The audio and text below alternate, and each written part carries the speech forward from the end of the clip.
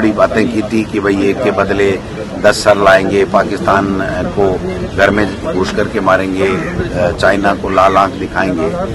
तो मैं समझता हूं कि अब समय आ गया है कि तीसरी बार देश के प्रधानमंत्री भी आ रहा है, किस तरह देखिए क्या हमारे वीर सपूत अजय सिंह और वीरेंद्र सिंह में हम दोनों शहीद हो गए आतंकवादी हमले में। ये हमारे सबके लिए दुख की बात है और एक तरफ से गौरव की बात भी है कि हमारे सपूत, शेखावाटी के सपूत, जिन्होंने देश की एकता और अखंडता के लिए अपने प्राण न्यौछावर कर दिए, शहादत दे दी, तो ऐसे शहीदों को हम सत सत नमन करते हैं, सैल्यूट करते हैं। इनके माता पिता को, परिजनों को हम प्रणाम करते हैं और निश्चित रूप से ये सिलसिला रुकना चाहिए। काफी आतंकवादी घटनाएं बढ़ रही हैं, तो हमारी सरकार को, केंद्र सरकार को इसके ऊपर कोई कड़ा एक्शन लेना चाहिए, क्योंकि 10 साल से हम देख रहे हैं कि बातें बड़ी बड़ी की गई थी, लेकिन उन बातों पे कोई अमल नहीं हुआ और आए दिन आतंकवादी हमारे घर में घुस करके हमारे नौजवानों को शहीद कर रहे हैं, मार रहे हैं और हम कुछ नहीं कर पा रहे हैं। तो ऐसे में हम इस पर राजनीति नहीं करना चाहते, लेकिन हमारा इतना निवेदन जरूर रहेगा प्रतिपक्ष के नाते कि सरकार को इसमें कोई सख्त एक्शन लेना चाहिए कि भविष्य में इस प्रकार की आतंकवादी घटना में हमारे कोई जवान शहीद ना हो। अंत्येष्टि के दौरान कांग्रेस के कोई बड़े लीडर वहाँ पर रहेंगे? बिल्कुल देखे रहेंगे, इसमें कोई दौरा नहीं है। वो तो हमारा धर्म बनता है, हमारा फर्ज बनता है, तो निश्चित रूप से हमने तय कर रखा है।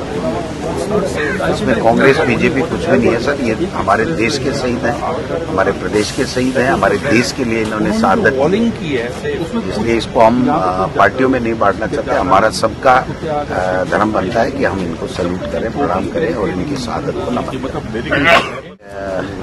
वीर सपूत अजय सिंह और विजेंद्र सिंह जी शहीद हो गए। हम उनकी शहादत को सैल्यूट करते हैं, प्रणाम करते हैं, उनके माता पिता को प्रणाम करते हैं जिन्होंने ऐसे वीर सपूत जो देश के लिए शहीद हुए जन्म दिया।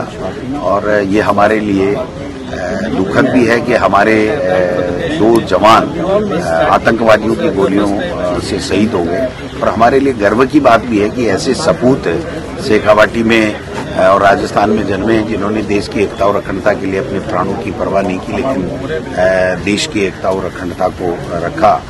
मैं समझता हूं कि ऐसी घटनाएं काफी बढ़ रही हैं, इन सालों में काफी बढ़ी हैं। ये कम होनी चाहिए, खत्म होना चाहिए, आतंकवाद समाप्त होना चाहिए और इसके लिए केंद्र की सरकार को कोई सख्त कदम उठाना चाहिए, क्योंकि उन्होंने बड़ी बड़ी बातें की थी कि भाई एक के बदले 10 सर लाएंगे, पाकिस्तान को घर में घुस करके मारेंगे, चाइना को लाल आंख दिखाएंगे।